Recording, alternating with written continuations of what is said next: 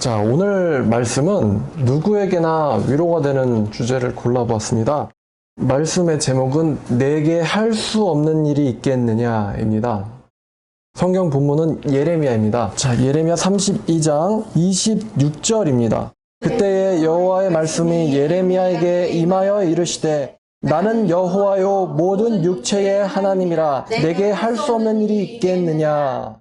자, 그리고 또 한 번 성경을 읽으려고 하는데요. 바로 앞에 있는 32장 1절부터 5절까지입니다.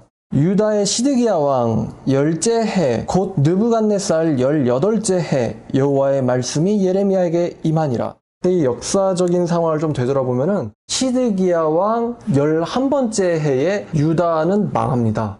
그러니까 지금 시대적으로 이스라엘, 그러니까 남유다는 수명을 1년 남겨놓고 있습니다. 그 다음 년이 되면은 망할 것이기 때문입니다. 우리는 지금 역사를 알기 때문에 미래에서 과거를 보고 있기 때문에 우리는 지금 알고 있는 상황이고요.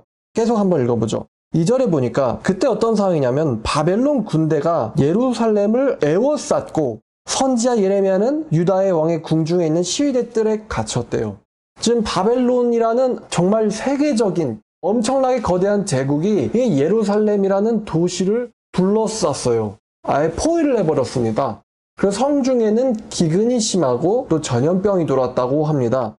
그러니까 지금 농성이 안 되죠. 기근에다가 전염병이 돌면은 시간 문제 아닙니까? 성이 함약되는 것은. 근데 왜 예레미야가 지금 왕의 궁중에 있는 시위대 뜰에 갇혔냐면 이는 그가 예언하기를 여호와의 말씀에 보라 내가 이 성을 바벨론 왕의 손에 넘기리니 그가 차지할 것이며 유다의 왕 시드기야는 갈대아인의 손에서 벗어나지 못하고 반드시 바벨론 왕의 손에 넘겨진 바 되리니 입이 입을 다하여 말하게 될 것이고 눈이 서로 볼 것이며 느부갓네살과 시드기야가 말을 하게 되고 눈이 서로 보게 될 것이다. 그러니까 너는 결코 이 성에서 살아남을 수 없을 거다라는 얘기를 하는 거죠.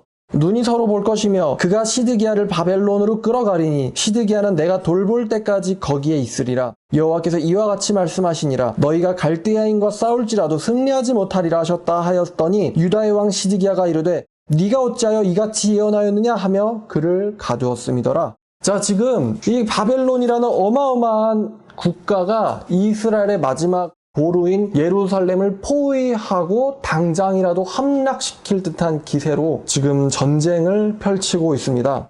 이런 걸 가지고 우리나라 사자성어로 뭐라 그러죠? 풍전등화입니다. 지금 예루살렘의 운명은 풍전등화입니다.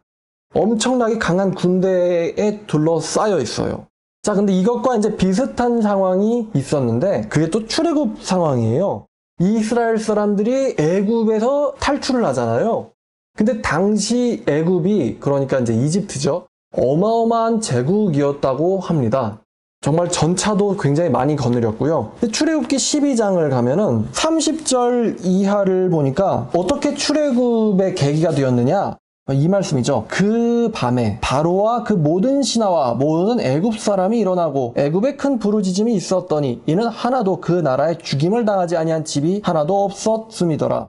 밤에 바로가 모세와 아론을 불러서 이르되 너희와 이스라엘 자손은 일어나 내 백성 가운데서 떠나 너희의 말대로 가서 여호와를 섬기며 너희가 말한 대로 너희 양과 너희 소도 몰아가고 나를 위하여 축복하라 하며 애굽 사람들은 말하기를 우리가 다 죽은 자가 되도다 하고 그 백성을 재촉하여 그 땅에서 속히 내보내려 함으로.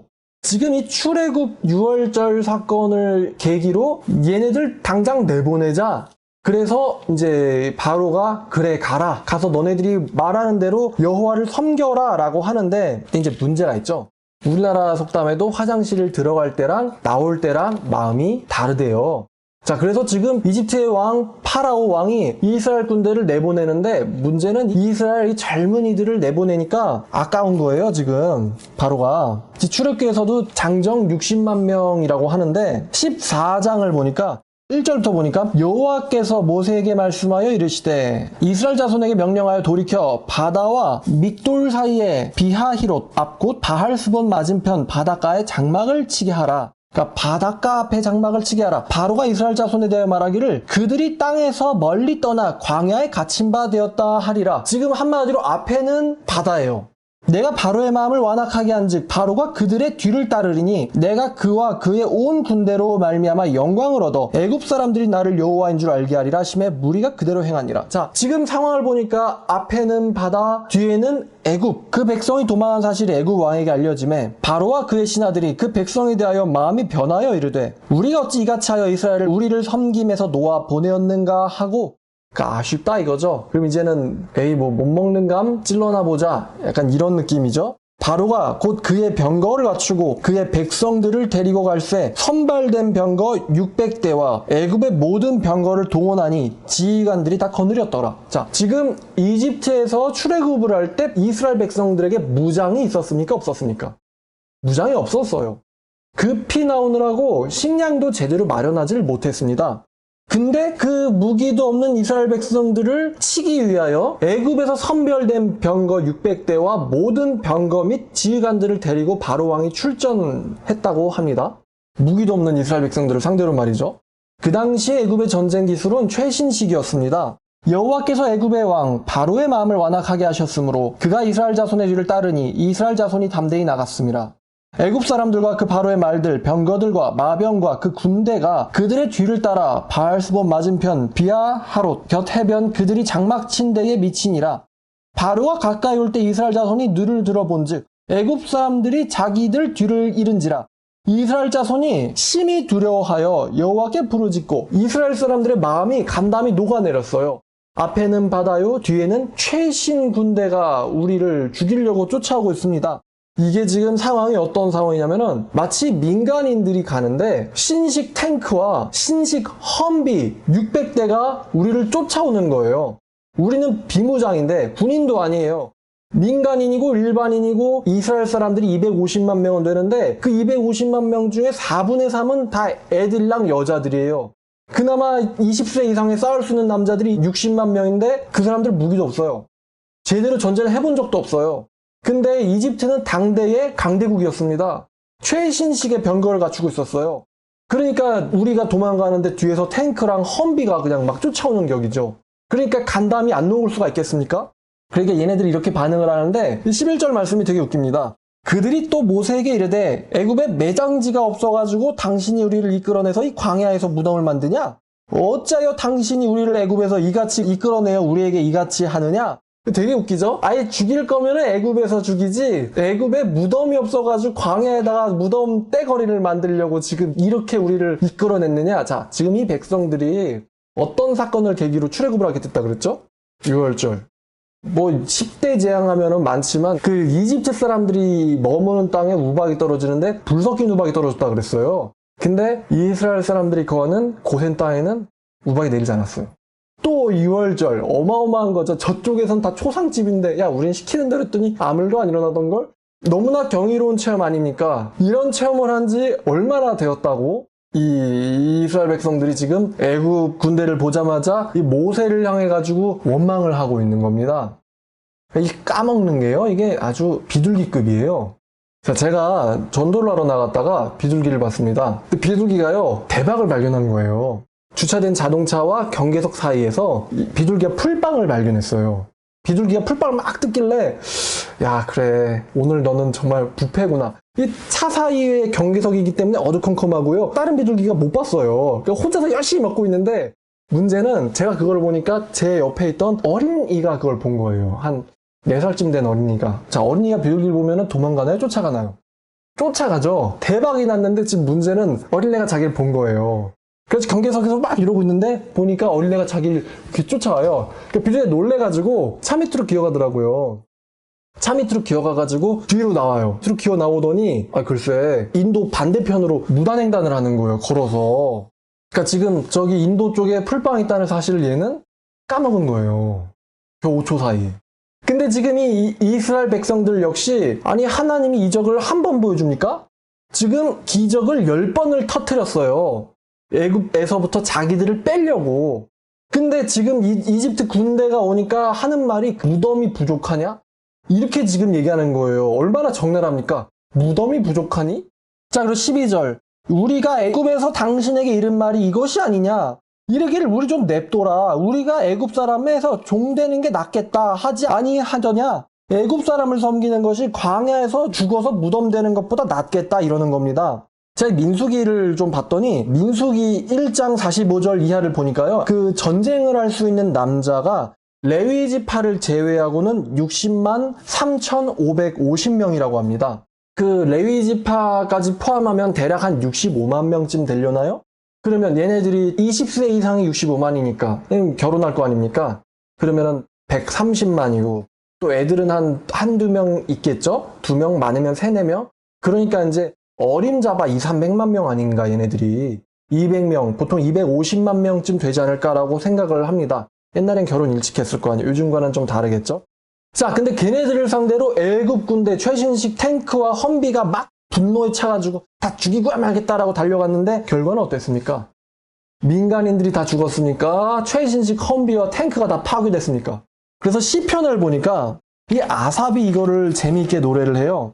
시편 78편 12절부터 14절까지 읽어보니까요. 옛적에 하나님이 애굽 땅 소환들에서 기이한 일을 그들의 조상들의 목전에서 행하셨으되 그가 바다를 갈라 물을 무더기같이 서게 하시고 그들을 지나가게 하셨으며 낮에는 구름으로 밤에는 불빛으로 인도하셨으며 또 43절부터 보니까 그때에 하나님이 애굽에서 그 표적들을 소환들에서 그의 징조들을 나타내사 그들의 강과 시내를 피로 변하여 그들로 마실 수 없게 하시며 쇠파리 떼를 그들에게 보내어 그들을 물게 하시고 개구리를 보내어 해하게 하셨으며 그들의 토산물을 황충에게 주셨고 그들이 수고한 것을 메뚜기에게 주셨으며 그들의 포도나무를 우박으로 그들의 뽕나무를 서리로 죽이셨으며 그들의 가축을 우박에 그들의 양떼를 번갯불에 넘기셨으며 그의 맹렬한 노여움과 진노와 분노와 고난 곧 재앙의 천사들을 그들에게 내려보냈으며 그는 진노로 길을 닦으사 그들의 목숨이 죽음을 면하지 못하게 하시고 그들의 생명을 전염병에 붙이셨으며 아유 아주 그냥 얼마나 많이 심판을 하셨는지 이집트 사람들을 애굽에서 모든 장자 곧 함의 장막에 있는 그들의 기력에 처음 것을 치셨으나 그가 자기 백성은 양같이 인도하여 내시고 광야에서 양떼같이 지도하셨도다. 그들을 안전히 인도하시니 그들은 두려움이 없었으나 그들의 원수는 바다에 빠졌도다. 그들을 그의 성소의 영역 곧 그의 오른손으로 만드신 산으로 인도하시고 또 나라를 그들의 앞에서 쫓아내시며 줄을 쳐서 그들의 소유를 분배하시고 이스라엘의 지파들이 그들의 장막에 살게 하셨도다. 야, 우리 하나님이 같은 편이 되니까 아주 그냥 함의 장막, 이집트 애들이 불쌍해 죽겠어요. 막 제한이 막 2중, 3중, 10중 막 계속 오죠. 결과는 애굽 군대들의 전원 사망. 성경을 봤더니 이스라엘 사람들이 뒤를 보니까 바닷가에 애굽 군대의 시체들이 떠다녔다. 근데 하나님께서 이스라엘 사람들을 한마디로 지금 구원작전, 구출작전을 지금 펴시고 계시지 않습니까? 근데 하나님이 성경에 한 명이라도 내가 하나님이지만 쟤는 도저히 힘들어서 못 구하겠다. 쟤는 너무 멍청해. 쟤는 너무 늙었어. 하나님이 이스라엘 백성들 중에서 한 명이라도 쟤는 힘들어서 못 구하겠다라고 성경에 말씀하신 적이 있습니까? 없단 말입니다. 250만 명에서 300만 명은 되는 사람들을 끌어내는데 단 한 명이라도 하나님께서 실패해가지고 내가 전능하지만 쟤만큼은 힘들어서 못하겠다. 다리 저러 쟤 늙었어 지팡이야. 하나님이 그래서 힘들다고 해서 한 명이라도 포기하셨다라고 성경에 말씀하신 적이 있습니까? 없단 말입니다. 수백만 명 중에 단 한 명도 낙오하지 않았어요. 바다를 등지고 애굽 군대를 봤을 때에 이제 다 끝장이다. 애굽에 무덤이 없어가지고 우리를 여기서 죽게 하는가. 우리가 차라리 종되는 게 낫다고 몇 번이나 얘기하지 않았는가라고 하는 이 절망적인 심정을 똑같이 겪고 있는 사람이 있는데 그 사람이 바로 예레미야입니다. 다시 본문인 예레미야 32장으로 돌아가서 16절을 보시면 내가 매매 증서를 네리야의 아들 바룩에게 넘겨준 뒤에 여호와께 기도하여 이르되 지금 여호와께서 예레미야에게 땅을 사라고 하셨어요.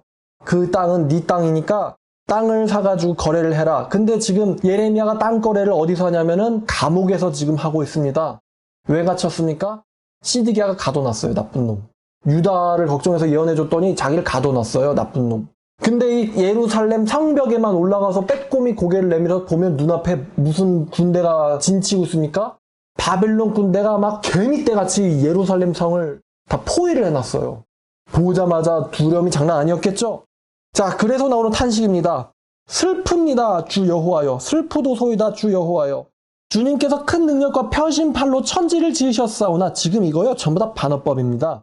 주님이 그렇게 능력이 있어가지고 천지를 지으셨고 주님께 할 수 없는 일이 없으시나이다. 진짜 없는 겁니까? 이런 식으로 지금 따지고 있는 거예요. 주는 은혜를 천만인에게 베푸시며 아버지의 죄악을 그 품에 갚으시오니 당신은 크고 능력 있으신 하나님이고 이름은 만군의 여호와입니다. 이 사람은 지금 여호와를 상대로 욕은 못하겠고 반어법으로 쓰고 있어요. 당신이 진짜 전능합니까? 당신이 정말 은혜를 천만인에게 베푸는 사람입니까? 19절, 주는 책략이 크시며 하시는 일에 능하시며 인류의 모든 길에 주목하시며 그의 결과 그들의 행위에 열매대로 보응하시나이다. 주께서 애굽 땅에서 표적과 기사를 행하셨고, 지금 방금 전에 말씀드린 출애굽 얘기가 또 나오죠?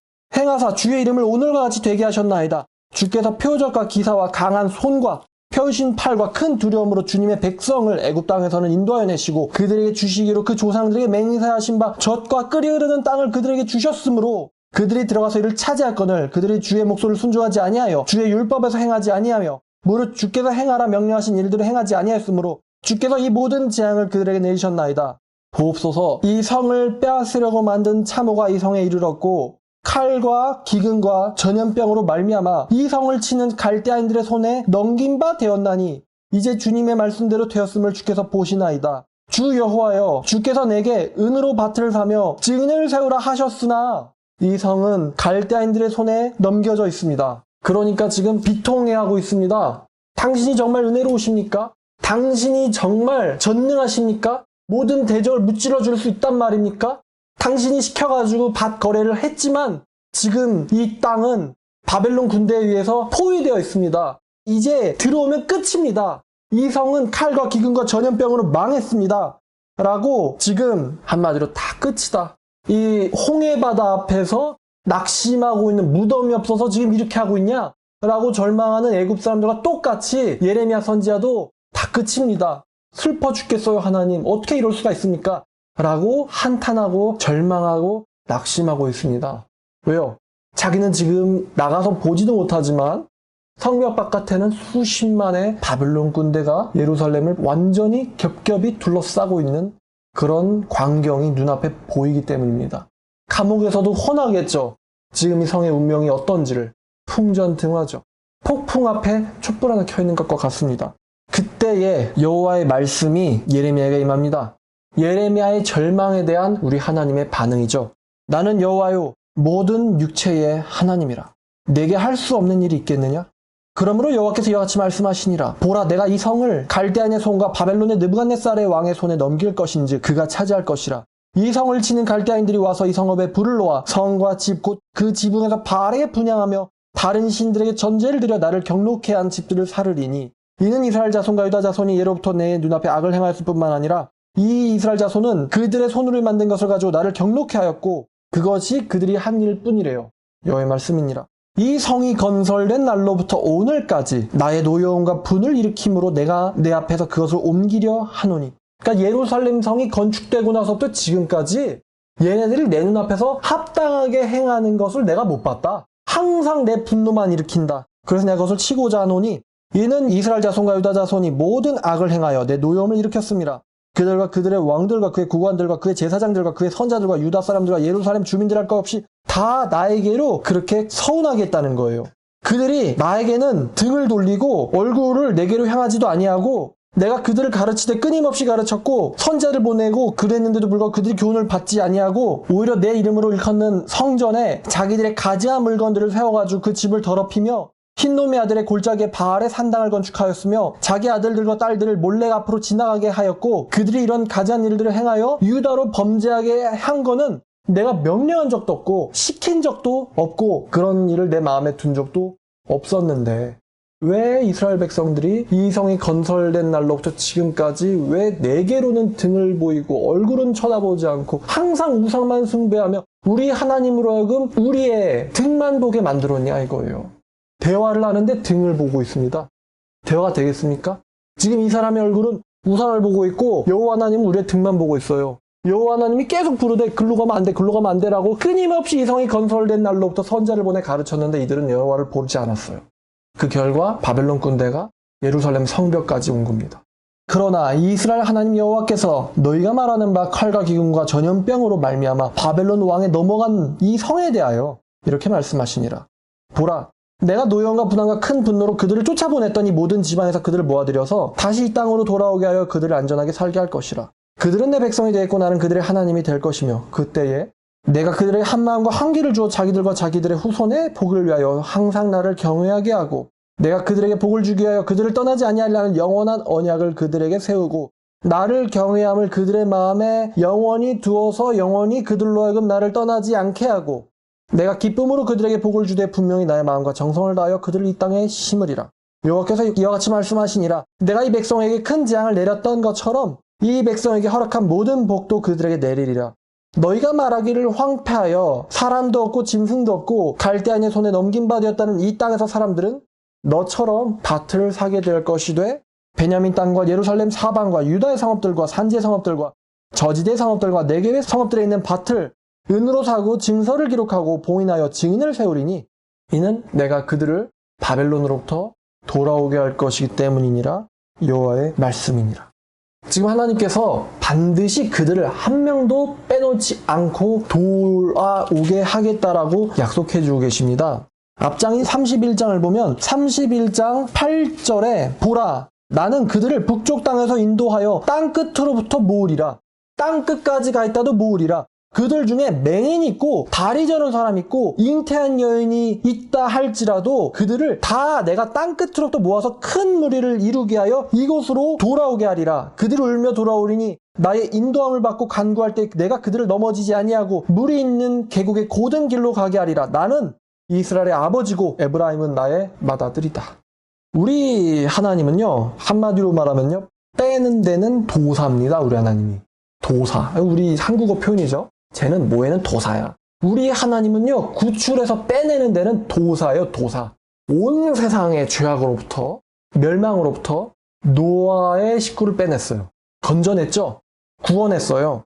당시에 초강대국 애굽으로부터 이스라엘 백성들 250만을 빼냈어요. 롯의 가족이 다 잡혀갔을 때 아브라함이 훈련된 종 318명을 데려가서 다 하나도 빠짐없이 찾아왔어요. 또 이 무지막지한 바벨론이라는 제국이 예루살렘 성을 침략해서 쓸어버리고 전부 다 포로로 데려갔을 때 하나님께서 그들을 다 일로 데려오셨습니다. 그리고 마지막 하나, 요한복음 6장에 보면 예수님께서 6장 39절에서 나를 보내신 아버지의 뜻은 내게 주신 자들 중에 내가 하나도 잃어버리지 않고 마지막 날에 다시 살리는 이것이니라. 내 아버지의 뜻은 아들을 보고 믿는 자마다 영생을 얻는 이것이니 내가 마지막 날에 내가 이를 다시 살리리라. 내가 한두 명은 잃어버릴 수도 있다. 왜냐면 너무 많으니까. 나 정신이 없으니까 나도. 입니까? 아니면은 내게 주신 자라면, 아버지께서 내게 주신 자라면 나는 한 명도 잃어버리지 아니하고 다 내가 그들을 구원해내겠다. 한 명쯤은 잃어버릴 수도 있답니까? 아니면 하나도 잃어버리지 않겠다라는 겁니까? 전자예요, 후자예요? 하나도 잃어버리지 않겠다는 거죠. 하나도 잃어버리지 않겠다. 부르심을 받은 사람들 중에 한 명도 잃어버리지 않는 게 바로 아버지의 뜻입니다. 애굽에서 한 명도 죽지 않고 다 출애굽시키는 것이 하나님의 뜻입니다. 이스라엘 사람들 그 수백만 명 중에 한 명도 안 다치고 전원 애굽에서 구출하는 일이 더 어려울까요? 아니면은 이단에게 사로잡혀간 한 명인 우리의 애들을 거기서 구원해내는 게 어려울까요? 수백만 명의 이스라엘 백성들, 최신식 부대에게 추격을 당하고 있는 수백만의 이스라엘 백성들을 한 명도 안 다치고, 그들 중에 맹인도 있고 노인도 있고 다친 사람도 있는데 한 명도 안 다치고 구출하는 게 어려울까요? 아니면 우리 애들을 저 사이비에서부터 꺼내는 게 더 어려울까요? 한 명을. 전자죠. 근데 우리 하나님이 한 명이라도 잃어버립니까? 그들이 뭘 보죠? 애굽 군대의 시체를 봅니다. 야, 이게 가능하냐? 자, 근데 왜 우리의 현실이 이렇게 녹록지가 않을까요? 아까 저희가 시편 78편을 봤습니다. 시편 78편에서 하나님이 얼마나 애굽을 뼈저리게 불쌍할 정도로 박살을 내시는지를 봤어요.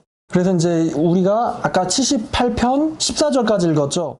낮에는 구름으로 밤에는 불빛으로 인도하셨으며 광야에서 반석을 쪼개시고 매우 깊은 곳에서 나오는 물처럼 흡족하게 마시게 하셨으며 또 바위에서 시내를 내사 물이 강같이 흐르게 하셨으나 그들은 계속해서 하나님께 범죄하며 메마른 땅에서 지존자를 배반하였도다.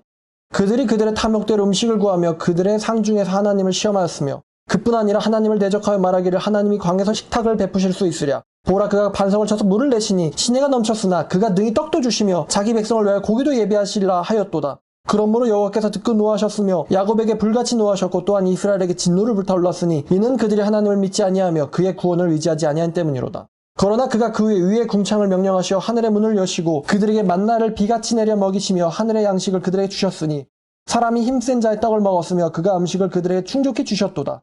그가 동풍을 하늘에서 일게 하시며 그의 권능으로 남풍을 인도하시고 또 먼지처럼 많은 고기를 비같이 내리시고 나는 새를 바다의 모래같이 내리셨도다. 그가 그것들을 진중에서 떨어지게 하사 그들이 거처에서 두르셨으므로 그들이 먹고 심히 배불러나니 하나님이 그들의 원대로 그들에게 주셨도다. 그러나 그들이 그들의 욕심을 버리지 아니하며 그들의 먹을 것이 아직 그들의 입에 있을 때에 하나님이 그들의 노염을 나타내사 그들 중 강한 자를 죽이시며 이스라엘의 청년들을 쳐 엎드리셨도다. 이러함에도 그들은 여전히 범죄하며 그의 기이한 일들을 믿지 아니했으므로 하나님이 그들의 날들을 헛되이 보내게 하시며 그들의 횟수를 두려움으로 보내게 하셨도다. 하나님께서 그들을 죽이실 때에 그들이 그에게 구함에 돌이켜 하나님을 간절히 찾았고 하나님이 그들의 반석이시며 지존하신 하나님이 그들의 구속자이심을 기억하셨도다. 그러나 그들의 입으로 그에게 아첨하며 자기의 혀로 하나님에게 거짓을 말하였으니 이는 하나님께 향하는 그들의 마음이 정함이 없었으며 그들은 그의 언약에 성실하지 아니하였음이라. 오직 하나님은 긍휼하심으로 죄악을 덮어주사 멸망시키지 아니하시고 그의 진노를 여러 번 돌이키시어 그의 모든 분을 다 쏟아내지 아니하셨으니 그들은 육체며 가고 다시 돌아오지 못하는 바람임을 하나님께서 기억하셨습니다. 그들이 광야에서 그에게 반항하여 사막에서 그를 슬프시게 함이 몇 번인가. 그들이 돌이켜 하나님을 거듭거듭 시험하여 이스라엘의 거룩하신 이를 노엽게 하였도다. 그들이 그의 권능의 손을 기억하지 아니하며 대적에게서 그들을 구원하신 날도 기억하지 아니하였도다. 그때 하나님 애굽에서 그의 표적들을 소환들에서 그의 징조들을 나타내사 51절 애굽에서 모든 장자 곧 함의 장막에 있는 그들의 기력에 처음 것을 치셨으나 그가 자기의 백성은 양같이 인도해내시고 광야에서 양떼같이 지도하셨도다. 그들을 안전히 인도하시니 그들은 두려움이 없었으나 그들의 원수는 바다에 빠졌도다. 그들을 그의 성소의 영역 곧 그의 오른손으로 만드신 산으로 인도하시고 또 나라를 그들 앞에서 쫓아내시고 줄을 쳐서 그들의 소를 분배하시고 이스라엘의 지파를 그들의 장막에 살게 하셨도다. 그러나 그들은 지존하신 하나님을 시험하고 반항하여 그의 명령을 지키지 아니하며 조상들같이 배반하고 거짓을 행하여 속이는 활같이 빗나가서 자기의 산당들로 그의 노염을 일으키며 그들의 조각한 우상들로 그를 진노하게 하였으며 하나님이 들으시고 분내어 이스라엘을 크게 미워하사 사람 가운데 베푸신 장막 곧 실로의 장막을 떠나시고 그가 그의 능력을 포로에게 넘겨주시며 그의 영광을 대적의 손에 붙이시고 그가 그의 소유 때문에 분내사 그의 백성을 칼에 넘기셨으니 그들의 청년들은 불에 살라지고 그들의 처녀들은 혼인 노래를 들을 수 없었으며 그들의 제사장들은 칼에 엎드려지고 그들의 거부들은 애국도 하지 못하였도다. 그때 주께서 잠에서 깨어난 자처럼 포도주를 마시고 고함치는 용사처럼 일어나사 그의 대적들을 쳐 물리쳐서 영원히 그들에게 욕되게 하셨도다. 요셉의 장막을 버리시며 에브람의 지파를 택하지 아니하시고 오직 유다 지파와 그가 사랑하시는 산 시온산을 택하시며 그의 성소를 산의 높음같이 영원히 두신 땅같이 지으셨도다. 또 그의 종 다윗을 택하시되 양의 울에서 취하시며 전 양을 지키는 자 중에서 그를 끌어내사 그의 백성인 야곱 그의 소유인 이스라엘을 기르게 하셨더니 이에 그가 그들을 자기의 마음의 완전함으로 기르고 그의 손의 능숙함을 그들을 지도하였도다. 쭉 읽어보면요, 얼마나 우리 인간들이 하나님의 구원을 잊어버리고 까먹고 안 믿는 데에 능한지를 알 수 있습니다. 결국 기억하지 아니하고 하나님의 구원을 믿지 아니한 것이 여호와 하나님의 분노를 불러일으켰다라고 시편 78편은 말하고 있어요. 그래서 제가 생각을 해보니까 우리 사람들은요, 안 믿는 데에는 은사를 갖고 있는 것 같습니다. 불신에는요, 은사를 갖고 있어요. 이건 도무지 사람의 이성과 감정과 능력으로 할 수 있는 게 아니에요. 이 까먹는 거, 이 안 믿는 거요. 하나님이 지금 애굽을 치사 몇 번씩이나 치시고 광야에서 몇 번씩이나 그들을 먹이시고 살리셨음에도 불구하고 이들이 하나님을 안 믿는 데에는 은사급의 능력이 있어요. 만나를 먹었다, 메추리를 먹었다, 반에 터진 사막에서 물을 마셨다. 이거 안 믿을 수가 없거든요, 하나님의 능력을. 반석에서 터진 물을 보면서 애굽의 바닷가에서 자기들이 본 애굽 군대의 시체가 생각 안 나겠습니까? 근데 얘네들이 하나님을 시험하고 안 믿는 데는 은사급이 있습니다. 하나님의 은사는 아니고 사탄의 은사 아니겠습니까? 심지어 예레미야조차 마찬가지입니다. 하나님의 말씀을 전달받아가지고 말을 외치고 있는데도 불구하고 지금 예레미야의 심정은 슬프도소이다 주 여호와여예요. 그 감옥에 갇힌 예레미야에게 예레미야 32장 26절 이하 여호와의 말씀 예레미야가 임하시니라 이르시되 뭐라고 말씀하셨냐면요. 이게 문장이 간단해서 제가 히브리어로 27절을 앞부분을 읽어볼 텐데요. 히네 아니 야훼 히네는 보라예요. 봐라 아니 야훼 여러분 야훼가 여호와의 히브리어 음인데요. 이 여호와라는 말이 뭡니까? 나는 스스로 있는 자다. 나는 곧 나인 모든 만물의 근원이 되는 존재 그 이름의 뜻이 야훼예요. 아니 야훼 엘로헤이 칼 바사르 엘로헤이 나는 전능자다. 누구의 전능자? 칼 모든 육체들의 전능자다. 내게 할 수 없는 일이 있겠느냐? 나는 모든 육체의 하나님이다. 나는 너의 하나님이기도 하고 시드기야의 하나님이기도 하고 이스라엘 백성의 하나님이기도 하지만 나는 느부갓네살의 하나님이기도 하다. 나는 저 갈대아인들의 하나님이기도 하다. 나는 애굽의 왕 바로에게도 나는 하나님이다. 내게 할 수 없는 일이 있겠느냐? 제가 이걸 보니까요. 우리 하나님 성격이요. 되게 착하십니다. 하나님이 되게 착하시고요.